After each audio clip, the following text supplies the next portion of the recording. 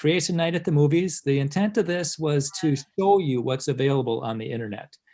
I've given a lot of talks and I recommend different websites, and I'm not sure if people go to the websites. So I'm going to show you what's on, just a clip or two from each website. They're only a few minutes long, and it's a really, really good way to learn about something and also to share with people. And so I just encourage you to just write down websites as we go. Just kick back, enjoy your popcorn, write down websites, and then go back and dig around in there and see what's available. You know, if you're imagine you're a soldier you got a soldier and you got a gun, but you can't find the bullets. You're not going to be very effective. You are in a battle, and that's a battle between God's word and man's word. Which one's true? Which one's going to determine right and wrong? And the gun is the internet. It's a powerful tool to influence the way people think. And I'm going to show you where the good links are, the good sources are to help influence their thinking and give them an opportunity to think by seeing both sides of an issue. Okay, so on with the movies. Yeah, we're going to have a few trailers, a bunch of short videos, and then we're going to build up to the climax at the end where PhD scientists just destroy evolution. Hello, I am Creation. And I am the theory of evolution. That's right. Watch out for the tail. Oh, the tail. I was just trying to break the ice. Right. I figured you did that. Yeah, and I figured you'd... No, okay, that's funny too. Thank you. Yes. Look, I realize it's difficult for some people to fully grasp me. Well, that's just because you don't make any sense. Well, it does take a certain, what's the word I'm looking for? Something... Imagination? No, it takes a lot of... Deception. What's the word? A lot... Faith. No, don't ever use that word. Sorry. Evidence! That's the word. It takes a lot of evidence to fully grasp who I am. Evidence, yeah. Like the fossil record. Exactly. So you guys have finally found all the transitional forms? No. Oh.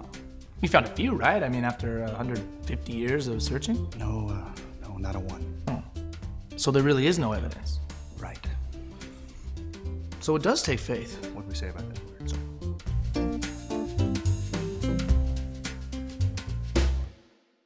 And that's probably, you know, when I talk to atheists on campus, some of the times that's all I can do is just help them realize they have faith too. Because I'll just ask them, hey, how did life begin? Where did matter come from? And they can't answer that at all.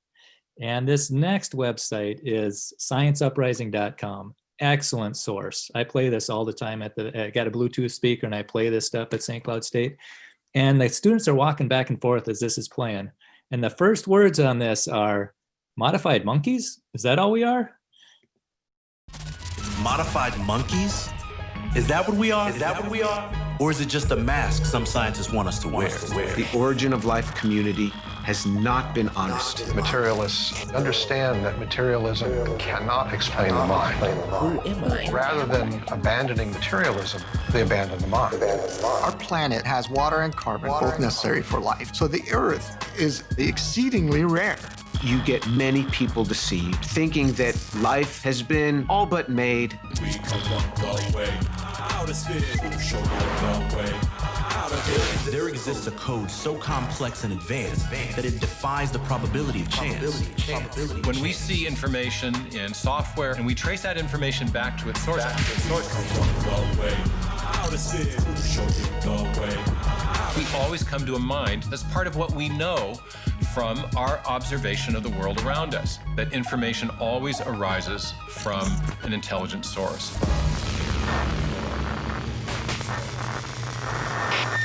Science Uprising. That's what we're going to end with tonight.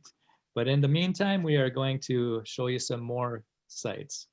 Debunkevolution.com is an excellent one too.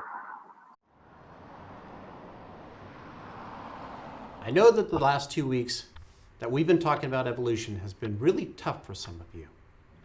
I understand that some of you are raised in families that don't believe in evolution for religious reasons. But in my class, I try to teach you to think for yourself. Are there any questions? No questions? Kayla, you've been unusually quiet. You always have challenges for me. No, that's okay. But I know there's a God. I felt him. You can't explain my entire faith away with just a couple of chapters from the science book. Mark, feelings can be compelling, but also very misleading. Now, I don't mind if you have faith in your God, but science doesn't require faith. It requires evidence. Anyone else? Well, it seems to me that that's just what's missing from the whole idea of evolution. What's missing? Evidence. Evidence is missing.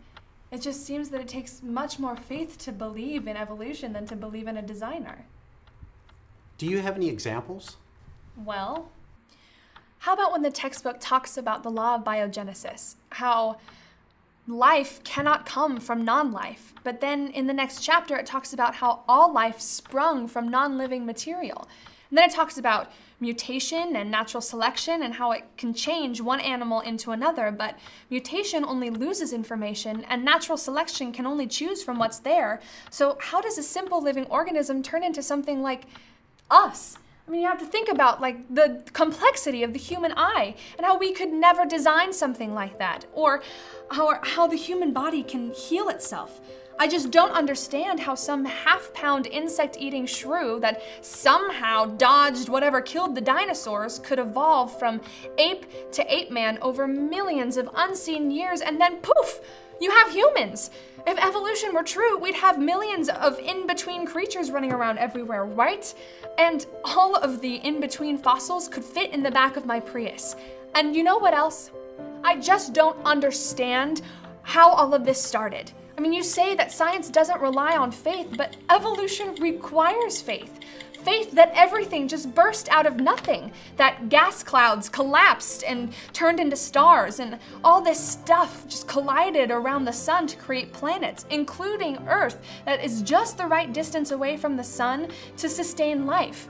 It requires faith to believe that living organisms, created male and female, crawled out of the water and then magically became land-dwelling animals, which then became humans, all without intelligence or design. I just think it takes a lot more faith to believe in evolution than it does to believe that all the design, marvelous design around us points to a designer. And now I'm just rambling, so does anyone else have a question? Stand strong in your faith. Visit debunkevolution.com.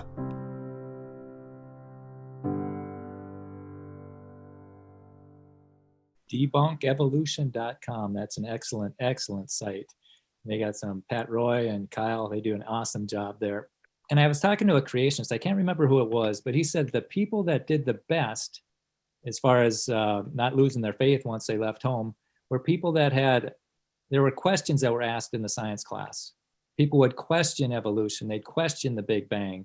And the best questions to ask is, how do you know that? How do you know nothing exploded and turned into everything? You know, has it ever been observed? Are you making any assumptions? You know, some critical thinking questions. And I was talking to a woman at the vocational school, and she said her daughter was going through confirmation. And she said her daughter asked the leader about dinosaurs. And I thought, oh, this will be good. This will be interesting. What did he say? And she said, I don't remember, but whatever he said, it didn't make her happy. It was pretty much just believe it because I said so. And her daughter concluded that either Adam and Eve are false or dinosaurs are false. And how can dinosaurs be false when they got bones in them all over the country in museums? And I looked at the woman and I said, your daughter's real close to kicking the Bible out of her life for the rest of her life. And it's going to be a heartache for you, and it's going to be a heartache for her. And I told her Adam and Eve are true and dinosaurs are true. The thing that's false is millions of years. And then I plugged her into my dinosaur talk so you can get a biblical explanation for the dinosaurs.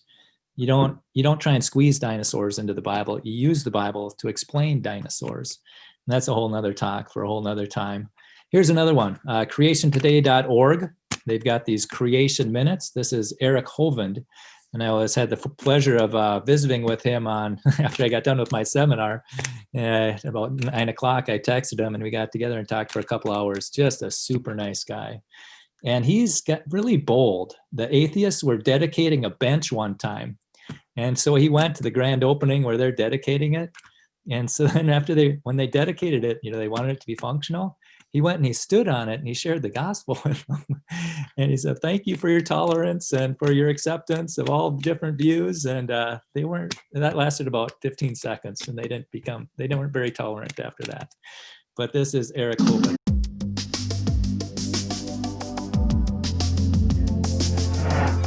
Welcome to Creation Minute. I'm Eric Hovind. Today, let me give you the evolutionary formula to make a universe. Start with some nothing. Add to that some more nothing. Then let's add some time. Let's add some more time. We've got it. It's a perfectly balanced universe. Look at that sun, moon, stars, planets. Everything's orbiting in perfect balance and order. You know, evolutionists theorize that this formula can enable everything to make itself, even people, with the exception of complicated man-made things like a microscope or a toothpick. But everything else about us in nature is the result of random chance and time. You don't even need raw materials. Those will make themselves. To learn more about creation, visit us at creationminute.com. Like complicated man-made things like a microscope or a toothpick. I love that. But he's got several more of those just like that in a minute, just gets up to speed and makes a point. Getdebunked.org. This is by Carl Kirby. Go into there and then go under videos and you'll see these debunked videos. And there's 17 of them. And I'll play this with I've played this at St. Cloud State too. As students are walking by on my Bluetooth speaker, this is what they're hearing. Lots of people say there's no evidence for God. Well, we're going to knock that one out in 3. I'm just going to have to keep it simple, throw in the old 1-2 combo, get in and out real quick, and let you fine folks chat all about it, okay? Punch 1 I'm going to call the info uppercut. When's the last time you walked into a library and asked, hey, where are all the books that have been written by mindless products of natural laws? The librarian would probably laugh at you and tell you that no such books exist. They don't exist because they can't exist. Why not? Because first of all, it's just common sense. The words that form the message in books always originate from a person with a brain. Or to say it a bit more scientifically, the message of the book, the purpose, comes to be understood by the orderly placement of the words, design, and information. Ah, information. Now, anytime we find info, these basic laws always apply. Number 1, matter doesn't spontaneously produce information. Number 2, only a mental source, intelligence, can generate new creative information. In other words, just like those books that couldn't originate without a mind, neither could life. Why not, you ask? Because we know that DNA contains information. Therefore, the laws of information science apply, which means the information in DNA couldn't have spontaneously generated, and that a mind is behind the information. Period. No exceptions. Look at it this way. The simplest life form we know of is an amoeba, and it contains as much information in its DNA as 1,000 complete sets of Encyclopedia Britannica. So, are we to believe that there's no way a message in a library book could spontaneously generate, but far more complicated messages in DNA that contain 1,000 times more information could have? Not likely. You see, when it comes to life or anything else that contains information, the laws of information science confirm the necessity of a creative mind. And guess what? In the very first book of the Bible, it just happens to mention that. In the beginning, God created. Bam! Uppercut lands on the chin. And now here comes the indefensible head blow. We'll call this the not a big bang bing swing, the KO to the claim that there's no evidence of God, the law of causality, left hook of doom. It goes like this. Everything that had a beginning had a cause. The universe had a beginning, therefore the universe had a cause. Now, either something caused the universe to come into existence, or nothing caused it. Huh. I might not be the smartest guy behind the telescope, but honest, practical, everyday thinking's going to lead me to the latter. You have to work pretty hard to conjure up a way that nothing did it. You see, it's pretty improbable, nigh impossible, to account for design, information, and cause if the universe just exploded from nothing. Smack! And while we're on the topic, where did the matter come from that exploded? Are we really to believe that there was nothing and then it exploded, and now the exploded nothing is something, and we just happen to be smart enough to discover and understand the very laws that prove the opposite? And if the general understanding of the law of cause and effect is true, how can matter come from a lesser cause like nothing? I mean, come on. I don't have a bunch of letters after my name, but even a monkey knows better. And yeah, I snuck in a couple of extra jabs in there, so sue me. Now for some parting words from our sponsor, the Bible. It tells us in Romans 1:20 that since the creation of the world, God's invisible attributes are clearly seen, being understood by the things that are made, even his eternal power and Godhead, so they are without excuse. It also says that people actually know the truth, but they reject it, which explains why even though there's overwhelming evidence that there is a God, evidence won't convince the unwilling. Sad but true. So there you have it. With just a couple of meaningful blows, the claim that there is no evidence for God is down for the count, mi amigos. In other words, it's been debunked.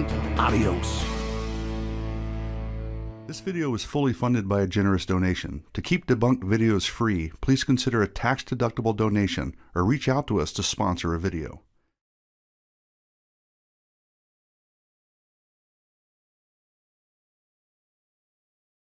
Adios. Remember the first time I saw that, Carl Kirby was speaking at the Grace Conference over by Chicago. It was just loved it.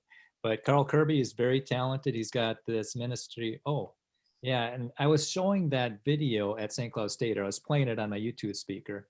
And a student comes up and says, well, what about the women and kids that God killed in the Old Testament? And I asked him, is it wrong to kill women and kids? And he said, yeah. And I said, well, what's your standard for right and wrong? And he said, well, if it hurts people, then it's wrong.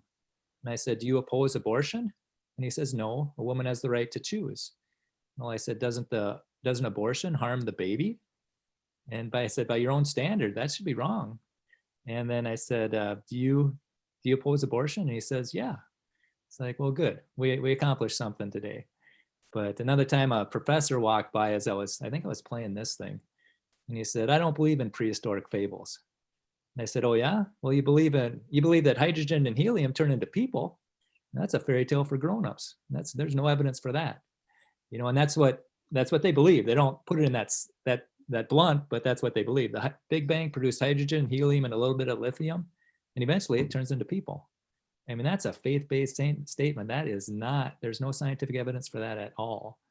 Another time I was there, St. Cloud State used to be a stampede between classes, but now with COVID, it's just a trickle. And I was just there handing out tracts this fall. And I got some Bible verses for you. You want some Bible verses? And talking to students, inviting them to church and whatnot. And a student or a professor just goes walking by. And as he's walking, he says, be crazy somewhere else. He's walking by. And so that doesn't sound real tolerant or inclusive to me, right? Whatever happened to coexist and tolerance? And so he, be crazy somewhere else. And I said, crazy? I turned to the way he's going, what's crazy? Is thinking that you're a mutated animal that came from pond scum, that came from exploding stars, that came from nowhere. He said, that's crazy. And he turns around and he looks at me and keeps on going.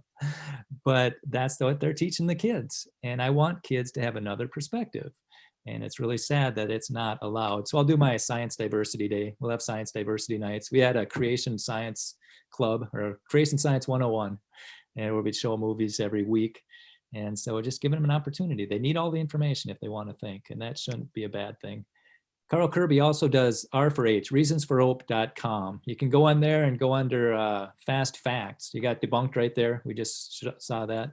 Debunked right here. You go into Fast Facts, and then you can learn just a whole bunch of facts about almost everything, especially about animals. So that's kind of fun. He also did some for Answers in Genesis. If you go into answersingenesis.org and then search, check this out, then it'll pop up. It's kind of hard to find otherwise. And this is just a sample of it. If you want to get up to speed on radiometric dating, you can get up in less than 2 minutes.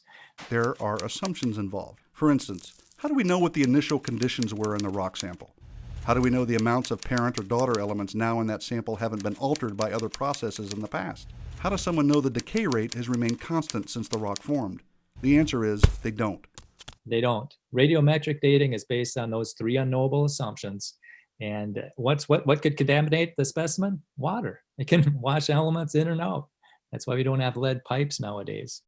Creation Ministries International, if you go into their Facebook page and scroll down to find their videos, they got a bunch of 1-minute videos which explain topics really quickly. You get the point, and you can share these like crazy on Facebook or wherever. It's from creation.com, and that's where I got it before, but I couldn't find it this time, so go into Facebook. According to skeptics, one of the characteristics of pseudo-scientific theory is that it contradicts a known scientific law. For instance, in biology, we have the law of biogenesis, which states that life only comes from life. Ironically, though, many self-professed skeptics ignore this scientific law when it comes to the origin of life. According to evolutionary theory, all life on Earth can be traced back to a single-celled organism, which itself arose from non-living chemicals. But this is a clear contradiction of the law of biogenesis, and not surprisingly, so far, scientists have been unable to validate this belief. Even Francis Crick, who won the Nobel Prize for co-discovering the structure of DNA, admitted an honest man, armed with all the knowledge available to us now, could only state that in some sense, the origin of life appears at the moment to be almost a miracle. Well, maybe it was a miracle. To find out more from Creation Ministries International, visit our website, creation.com. Francis Crick, he saw how complex that DNA molecule was. He knows it can't evolve. So did he become a creationist? No, he became an alienist. He thinks life came from aliens from outer space, which didn't solve the problem. He just punted it to another planet and made it more complicated now, because now you got to have space travel in there. if it couldn't evolve here, how in the world did it evolve there? And back when Darwin was around, he said, we don't know how life began because we don't know enough. Because he thought a living cell was as complicated as a ping pong ball. And now we don't know how life began because we know enough. And we got these electron microscopes that look inside a cell, and this is what's happening. This is from Discovery Science on YouTube, or Discovery, I think it's .com. My face is in the way. But Discovery Institute does excellent, excellent work. Let's take a look at what's happening inside a cell.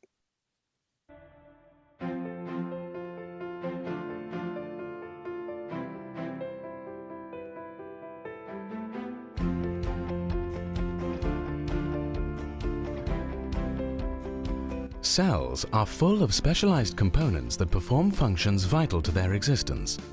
But how do these components get to the right locations inside the cell to perform their functions? For larger components, a transportation system is needed. Meet the kinesin. Masterpieces of microengineering, kinesins are miniature motorized machines that carry cargo from one part of the cell to another, walking along self-assembling highways called microtubules. Known as the workhorses of the cell, kinesins have 2 feet, or globular heads, that literally walk 1 foot over another along the microtubule, pulling their cargo to its destination. When I saw that, I thought, how do those microtubules know where to go?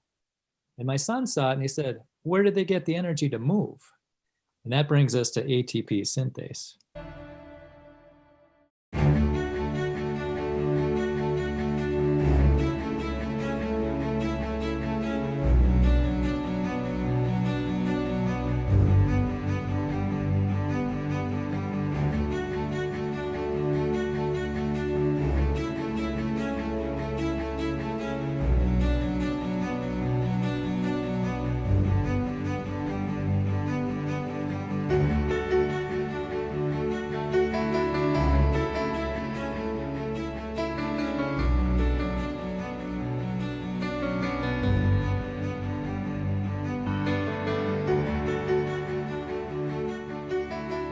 It's been called one of the wonders of the molecular world, an amazing nanoscale machine.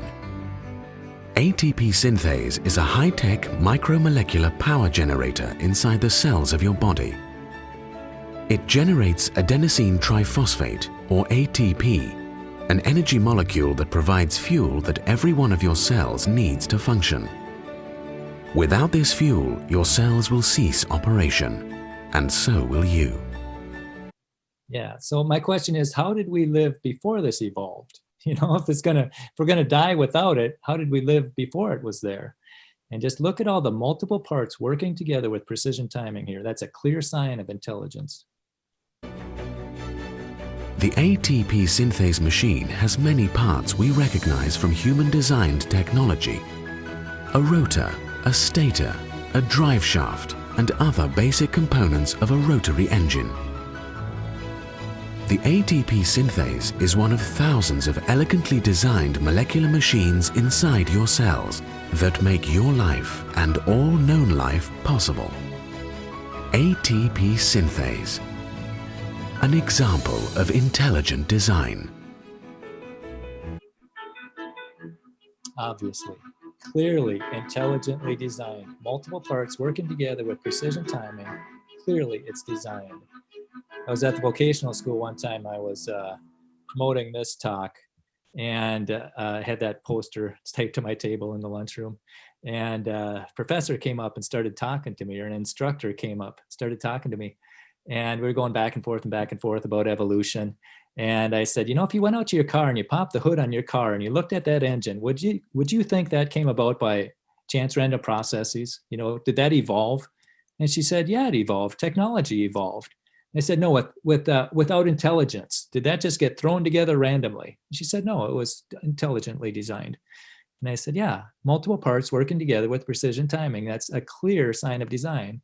Guess what? Multiple parts working together with precision timing for a purpose. Clearly, we were designed. And we went back and forth, and then she left, and a student came up that was sitting on the table behind us, behind her, and she goes, "Do you know who that was?" And I said, "No." She said, "That's the biggest, baddest atheist we have here on campus, and you kicked her butt." She said, "I was texting your answers to my friend." And so that was a lot of fun. But this was the talk, and at the end there were some questions. It's always, Q&A is always fun. I've had atheists just storm out of the room on me before, and that happened at this one. It was Q&A, and I showed that video about how the living cell, and it was Q&A, and he asked, "Well, how do you think life began?" And I said, "God made us."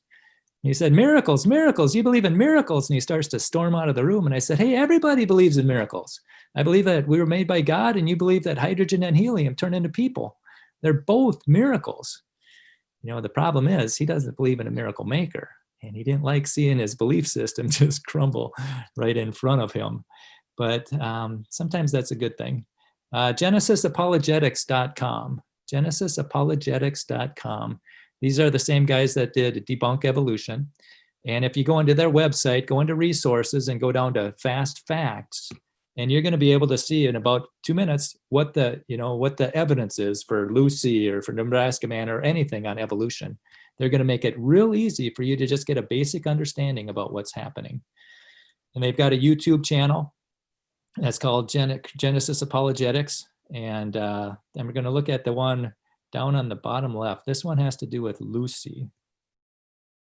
How do you go from hundreds of bone fragments to 47 skeleton bones to a missing link that supposedly lived 3 million years ago named Lucy? In school textbooks across the country, Lucy is represented as a clear ape to human transition, walking upright, holding babies, and gazing intelligently as she walks. This teaching sows seeds of doubts in the minds of Christian students, leading them to believe that the biblical creation account is based on far-fetched fantasies. But is this really true? Is Lucy really our early human ancestor? Well, let's take a look at the evidence from head to toe. Made of hundreds of bone fragments glued together to make 47 parts, even accidentally including a vertebrae from a different species, do we really know what she was? Her skull, inner ears, locking wrist, curved fingers, and short legs reveal that she was definitely an ape. But that's not what evolutionists want you to think. Shown with human expressions, eye whites, which no apes have, and walking upright, they want you to think she was on her way to becoming human. The truth is, we were created in the image of God, and not in the image of apes, out of the dust of the earth, and given the dominion charge to rule over all of God's creation. That's why we put apes in the zoo, and not the other way around. We sing, worship, have ceremonies, pray, educate ourselves, and do so many other things that reflect the fact that we are spiritual beings and not animals. See more on this topic and others at debunkevolution.com.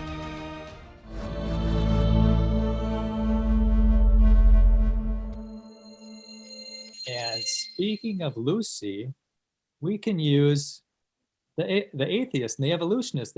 We can use some of their websites. This is In Search of Human Origins with Don Johansson. It's hours long. But I'm just going to show you one of the highlights as it relates to Lucy. A Nova miniseries over 3 nights. In Search of Human Origins.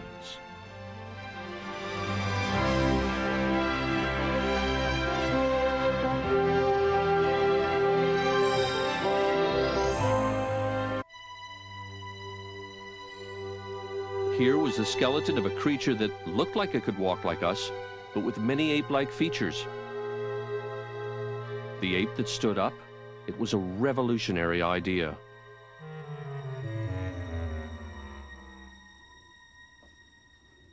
We needed Owen Lovejoy's expertise again, because the evidence wasn't quite adding up. The knee looked human, but the shape of her hip didn't. Superficially, her hip resembled a chimpanzee's, which meant that Lucy couldn't possibly have walked like a modern human. Lucy's hip looked like a chimpanzee, right? Couldn't walk like a human. The perfect fit was an illusion that made Lucy's hip bones seem to flare out like a chimp's. But all was not lost. But all was not lost. So they got a chimp hip. Instead of saying, hey, Lucy's a chimp, if I told you what they did, you wouldn't believe me. So I'm going to show you what they did.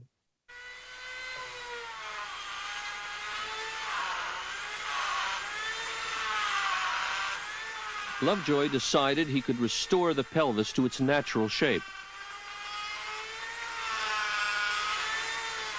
He didn't want to tamper with the original, so he made a copy in plaster.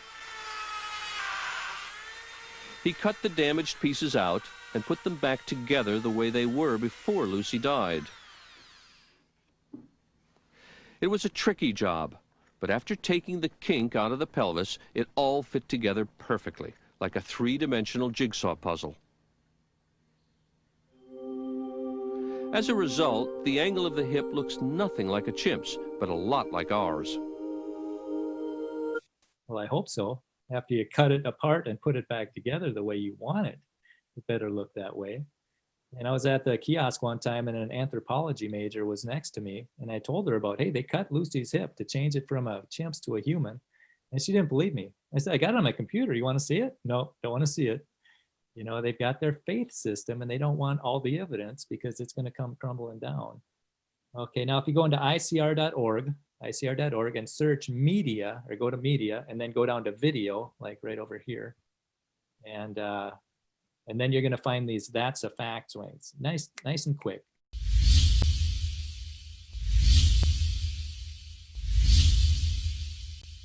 Do fossils really show that creatures gradually evolved from simple to complex? The late fossil expert and evolution defender Stephen Gould recognized they didn't. He said the fossil record shows two clear features. One, sudden appearance, and two, stasis. When a new creature is discovered in the fossil record, it shows up suddenly and fully formed, with no gradual forms that led up to it. That's sudden appearance. Then its basic form stays the same. It doesn't evolve. And that's stasis. All kinds of fossilized creatures show sudden appearance and stasis, including creatures like crinoids, mosasaurs, beardworms, horseshoe crabs, lobsters, and trilobites. Rather than gradual evolution, the fossil record shows each animal form suddenly appears. Trilobites have perfectly formed body parts right from the start. They show up suddenly with no ancestors and have some of the most complex eyes that ever existed on Earth. Does that sound like slow, gradual evolution? They first occur in Cambrian rocks, which often represent the first deposits from Noah's flood. But even when found high above Cambrian rocks, trilobites still look like trilobites, as though they were created to reproduce more of their own kind. In The Origin of Species, Charles Darwin hoped future fossil finds would show examples of in-between creatures demonstrating evolution. So far, it's just more stasis. Creatures appear suddenly, fully formed, and they keep the same form. And that's what we'd expect to find. God's fully formed creation we read about in the book of Genesis.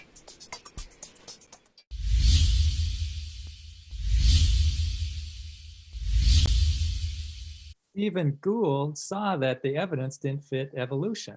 So instead of becoming a creationist, he became a punctuated equilibriumist, which means says that evolution happened so quickly. It wasn't captured by the fossil record. And that's what I'll ask people when I'm talking to an evolutionist. I'll say, well, I'll ask, well, which denomination are you? Are you a gradualist like Darwin, where it happened slowly? Or are you a punctuated equilibriumist like Gould, where it happened quickly? And there's even hopeful monsterists out there at Goldschmidt, where he said that the first bird came from a reptile egg. So they do a lot of mental gymnastics. They don't have to believe in creation. And they're really grasping at straws. And another word from our sponsors here.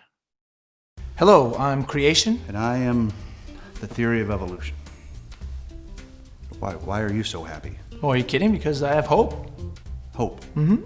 You know, and the assurance that I have a purpose. A purpose? Mm-hmm. You can have one too, you know. Don't want one. What are you talking about? Everybody wants to have a purpose. That's not true. Some people want to hold to the unproven fact that we're nothing more than a bunch of protoplasmic goo that evolved over billions of years and will end up as cosmic garbage, therefore serving no one or no purpose at all. No hope or purpose? Right. That's so sad. Sad. You know, it's two different belief systems is what it is. Different belief systems about the past, the present, and the future. And the way you answer a lot of those questions is going to have a huge impact on how you live. You know, why am I here? Where did I come from? Should I be doing? What's my purpose? And where am I going? And so depending on what you believe, you're going to get two different answers for those questions, and it will make a huge impact. And so now that's going to bring us to the Science Uprising. This is the finale. They've got 6 of these. I took 3 of them and I kind of merged them all in together. So you didn't have to see the same beginning and the same exit. But these are PhD scientists that destroy evolution. And I play these at St. Cloud State too. And one time I played all 6 of them there, and a woman came up to me, or a student came up to me, and she said, I've been listening as I was eating lunch. So that makes a lot of sense. And another time I played, we were having our creation club at the library showing these movies. And a guy popped his head and said, what's going on here? And I said, we're showing some creation clips. And he goes, I'll be back. And he comes back with his friend. And I played The Origin of Life and The Origin of DNA. And as they got up and left, his friend didn't look too happy. But the other guy said, if this is true, it raises a lot of questions. And I said, it most certainly does. And so these are PhD scientists. This is from the Discovery Institute, creationuprising.com. And enjoy the show.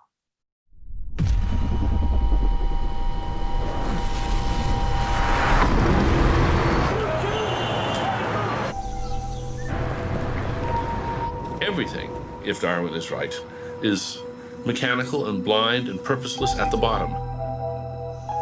Our planet is a lonely speck in the great enveloping cosmic dark. The cosmos is all it is, or ever was, or ever will be. The cosmos is all it is, Mechanical and blind and purposeless at the bottom. The cosmos is all it is, How do they know the cosmos is all there is? Isn't our reality more than just matter? Most people and cultures around the world have a profound belief that life extends beyond the physical. That compassion, ideas, joy, and sorrow aren't made of matter, but are as real to us as our arms and legs. If we believe this, are we anti-science?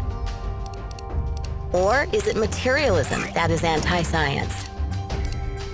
Let's see what Dr. Jay Richards, an expert on modern materialism, has to say. Hi, nice to meet you.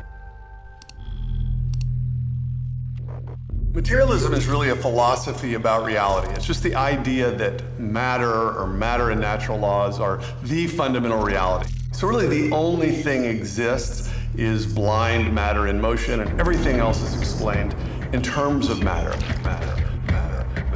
This is the view of reality we are constantly bombarded with in our culture.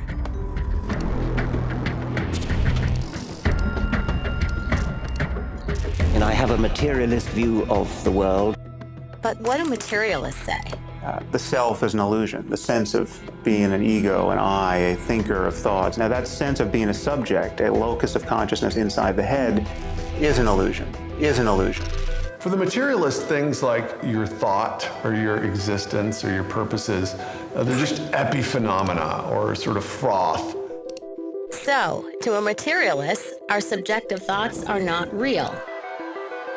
But our thoughts and beliefs have real consequences. The thing that we all know most directly and most certainly, that is the existence of ourselves, is ultimately incompatible with materialism.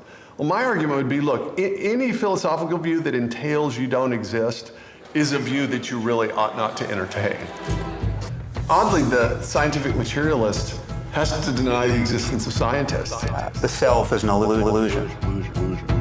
Well, what is not an illusion is the bigotry and intolerance of the scientific community. I want to put on the table not why 85% of the National Academy rejects God. I want to know why 15% don't. Any view that challenges materialism is punished. It's this materialist dogma that keeps many scientists behind a mask. But some scientists are willing to speak up about where the evidence leads. I was brought up with materialist viewpoints all the way through high school and college and medical school. You get inundated with scientific viewpoints that have a materialist bias. The cosmos is all it is, And it's all just mechanical and blind and purposeless at the bottom. The deeper I looked into the science, the more I realized what a catastrophe for science materialism and atheism really is. science delusion is the belief that science already understands the nature of reality in principle, leaving only the details to be filled in. It's the kind of belief system of people who say, I don't believe in God, I believe in science. Materialism is not science. It's simply a worldview that fails to explain or even consider the most profound, interesting, and beautiful aspects of human reality. Materialists are free to preach their religion, but they should stop pretending it's science. We want to follow the evidence, wherever it leads, and decide for ourselves. We are not materialists. We see the human soul. We experience love. We live with purpose. This would be the origin of life.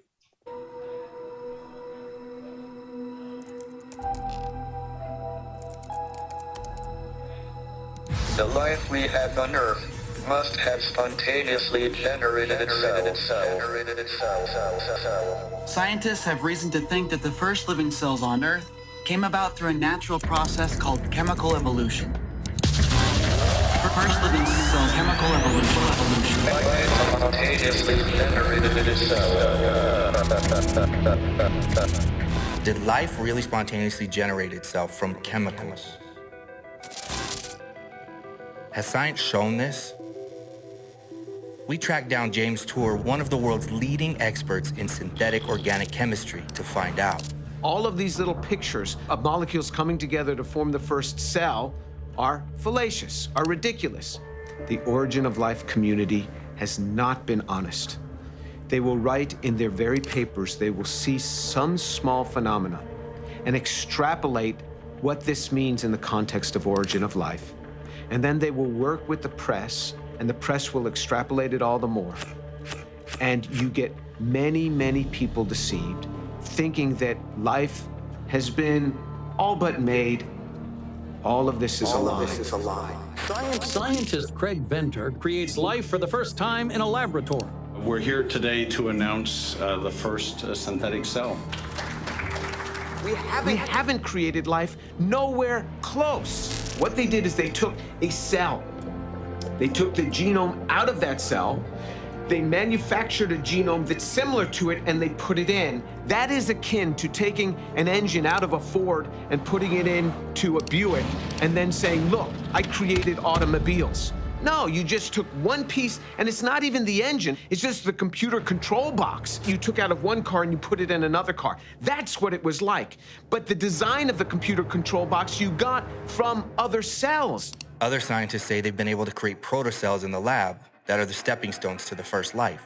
I can mix some chemicals together in a test tube in my lab, and these chemicals will start to self-associate to form larger and larger structures. The protocell moves. As a metabolism, it could use energy and moves around. Protocells are a bunch of nonsense. That is like a proto-turkey. I take 20 pounds of sliced turkey meat from a delicatessen. I throw that into a pot. I add some turkey broth. I warm that up, and I throw in some feathers, and I say, that's a proto-turkey. Yeah, there's no order to it, but you know, if you wait long enough, a turkey will come gobbling out. That sounds ridiculous, doesn't it? That's precisely what origin of life researchers have done when they make a protocell. Wait a second. Haven't we been taught with hundreds of millions of years anything is possible? Time is actually the enemy. You let these chemicals that have been made sit around. They show the degradation in a period of weeks. Weeks is the twinkling of an eye when it comes to prebiotic timescales. The chemicals decompose. So to think that the molecules could be made and sit there waiting for other molecules to come in, it doesn't happen. Organic chemistry doesn't work that way. Well, if life didn't spontaneously generate on Earth, what about scientists who believe that life must have come here from outer space? Whether you want to have it originate from Earth or from some other planet, you have to have the origin of life. You have to have the origin of that first cell. How does that happen? We have no idea. So with all the advances in scientific research and the study of life, why can't we figure this out? With all of origin of life research going on, the problem is becoming harder all the time. not easier. And the reason it's become harder is because we understand more about the complexity of a cell. To help explain the complexity of living cells, we turn to molecular biologist Douglas Axe. To get an idea of the complexity of a living cell, think of a factory with thousands of pieces of machinery all working together to do some coordinated task. A cell is actually far more complicated than that factory because factories don't maintain themselves. People have to maintain factories, and factories certainly don't make new factories. Whereas with a living cell, all the parts that wear out are automatically remanufactured within the cell. Not only that, the cell is manufacturing a new cell as well. Human-made factories don't even come close. For a living cell to exist and perform such complex tasks, it takes some very detailed instructions, which are chemically encoded in our DNA. If you have a string of nucleic acids like DNA or RNA has, you have to have a precise sequence because that translates to what proteins are needed to build the organism. That's called the information code. But where did all that information, these detailed instructions, come from to build the first cell? We don't have a tool to assess that within chemistry. Laboratory chemistry may not, but Stephen Meyer is convinced origin science does have the tools. Is there anything we know of that does have the causal power, the ability to generate new information, and therefore could explain the origin of the first cell? And I think there is, and that's the idea of intelligent design. Intelligent design is defined as the theory that certain features of the natural world are best explained by an intelligent cause, not an undirected process. Because what we know from our experience is that intelligent agents can produce information, and indeed do produce information in a digital or typographic form, the form of information that we find in the DNA molecule, functional digital information. Whenever we see information and we trace it back to its source, whether we find it in a section of software code or a paragraph in a book or in a hieroglyphic inscription, we always find that a mind played a role in generating that information. Don't be fooled by the hype. Materialists are further from explaining the origin of life than ever before, yet they still refuse to consider the only observable source known to create information code, an intelligent designing mind. We are not materialists. We see the human soul. This will be the DNA. DNA is actually the software of life. It's totally interchangeable between the digital world and the biological world. The DNA code itself is so digital, is so almost exactly like a computer tape. Totally interchangeable. DNA code itself is the software of life. So digital. Scientists have come to the amazing conclusion that our bodies contain digital code. In fact, Bill Gates, the founder of Microsoft, tweeted, "DNA is more advanced than any software ever created." Think about it. A program or code is written by someone very smart. The more complex the code, the more intelligent the author has to be. So here's the question. If our DNA code is more complex than any man-made software, where did it come from? Is it possible it was authored without an author, programmed without a program? Materialists think so, through neo-Darwinism, the modern version of Darwinian evolution. Stephen Meyer, author of the New York Times bestseller, Darwin's Doubt, explains. According to neo-Darwinism, new genetic information arises as a result of random mutations in the arrangement of the nucleotide bases along the spine of the DNA molecule. If those random changes are beneficial, they're passed on and preserved, and if many such changes are preserved and passed on, they would accumulate over time and eventually result in a very significant change in the morphology, the form of the organism. That's like saying if this game had glitches every time it was copied online, and gamers shared their favorite mutated versions and trashed the rest, it would eventually turn into this. Come on, really? If we know the computer glitches won't produce a new video game, how much sense does it make to believe that glitches, copying errors, and our DNA code can produce new organisms? Could random mutations in DNA really produce this? This? This? What about this? This? This? This, this, this, this, or this. Everything we know about software shows that random changes in a section of functional code or functional information is going to degrade that information long before you ever get to something fundamentally new. And that's the problem with the mutation selection mechanism as an explanation for new genetic information. Information in DNA is also essentially typographic or digital. And there are far more ways to go wrong in arranging those characters than there are ways to go right. And so as you begin to randomly change them, you inevitably fall into a non-functional abyss long before you ever generate anything fundamentally new. So just how unlikely is it for random genetic changes to produce something new, even something as modest as a protein structure with a new function? One scientist performed experiments that enabled him to actually calculate the odds, and they aren't good. In fact, they're next to impossible. We caught up with a molecular biologist, Douglas Axe, in Seattle. Axe calculated the probability for all the chance mutations in all of the life forms on Earth for billions of years. And in all that time, he found they couldn't chance on even one new functional protein structure. Not one. Zero. And keep in mind, it takes thousands of distinct proteins to build any kind of complex life, including humans. And many of these proteins are unique to each individual life form. So we go from improbable to basically impossible. The bottom line is that the mutation selection mechanism simply lacks the creative power to generate the new information necessary to build new organisms in the history of life. If the material processes of mutation and natural selection aren't capable of producing the biological information needed for life, then where did it come from? Our uniform and repeated experience, as Darwin himself pointed out, is the basis of all scientific reasoning about the past. So when we see information in a digital form in software, or we see a paragraph in a book, and we trace that information back to its source, we always come to a mind, not a material process. That's part of what we know from our observation of the world around us, that information always arises from an intelligent source. So we can apply that knowledge to the question of historical biology. And when we see that information is the foundation of life, we can infer that the best explanation for the origin of that information is in fact also a mind, a conscious agent, not an undirected material process. When presented with evidence that conflicts with neo-Darwinism, most scientists cling to a belief in the blind process of evolution, denying what science has discovered. That at the foundation of life, there exists a code so complex and advanced that it defies chance. They make no room for the possibility that we were created by an intelligence far more sophisticated than the most genius of programmers. Instead, they choose to limit their investigation to a strictly materialist worldview. When faced with this evidence, how will you respond?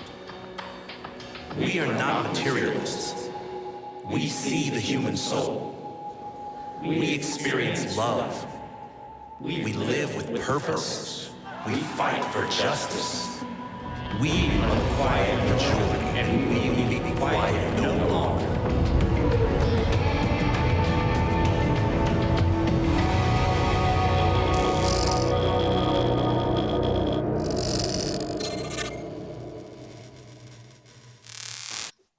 We are the quiet majority, and we will be quiet no longer. Hopefully we rise up and stop teaching this fairy tale to our kids, a godless fairy tale, and a lot of them believe it, or they start to doubt the Bible. So 67 to 90% of our church kids they leave church when they leave home. They don't go to church anymore. And it's mainly because they doubt the Bible is true. They began to doubt the Bible was true in junior high and high school, and that's exactly when they're being taught the Big Bang and evolution. So we got our work cut out for us. So what do we do with this information? I started a creation club. You know, I've started creation clubs on campus. It's pretty labor intensive, to say the least. And it occurred to me, we could just start creation clubs in every community in the country. All we need is someone who cares and a place to meet, be it a church, a business, a school, a library, somebody's home. And that's what I did. I started the Minnesota Creation Science Club. I explore with open minds, not limited to theories of blind chance and random collisions of atoms. And we met every month at our St. Cloud Public Library. On a Saturday afternoon, I'd show a video. And it was a lot of fun. And I went to, I contacted a lot of movie producers, and you can see this list on my website. I got a brochure there. It's part of the brochure. My website is solidifyyourfaith.webs.com. And those are the movie producers that allow us to show their movies without buying a license. And there's some excellent movies out there, just excellent. And that's not one thing we can do. COVID kind of put you guys heard of COVID, right? Yeah, that kind of that shut the library down. So that had to stop. So that gave me some time to go to some protests at the Capitol or at the mansion. And they're like big parades, a lot of flags, a lot of, yelling, and, it was signs, and we voiced our opinion and we went home, and then we didn't burn anything, didn't break anything. And I did do a talk on that COVID. It was up on YouTube. It was called Critical Thinking for COVID Times. But I think YouTube took it down. I can't find it there anymore. But there's another talk called COVID-19 Corruption, where it's my attempt to connect, to make sense of the nonsense. And that's on my YouTube channel, which is Solidify Your Faith. And sometimes I go on to the media, like the Tribune, Star Tribune, the Press, Scary Levin, WJON, and I'll post comments. When they're putting one view out there, I'll put another view out there so people can think about it. And somebody sent me this message: hey, just letting you know, I appreciate you doing badly on the St. Cloud Times. It is exhausting and frustrating to see the lies being told every day. Equally frustrating is dealing with the people who believe them. Sad, hang in there. Yeah, the really sad thing about that is the Times banned me. They banished me. I can't comment on their stuff anymore. Can't comment on theirs, on WCCO, on KNSI. There was one other one too. But the ones that do allow freedom of speech, I go in and I comment, and so people can think. And these are the two. I mentioned I would give you two of my favorite websites: thehighwire.com and X22 Report. Thehighwire.com, it's been censored off of YouTube, off of Facebook. They've had to put up their own site. And, they thought they were just getting a few thousand hits, views a week. That's what YouTube was telling them. When they started their website, they were getting 250,000. Yeah.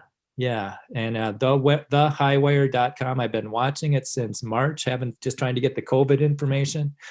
And it comes out every Thursday. I've never missed one. Well, over Christmas, they took a break. So I took a break.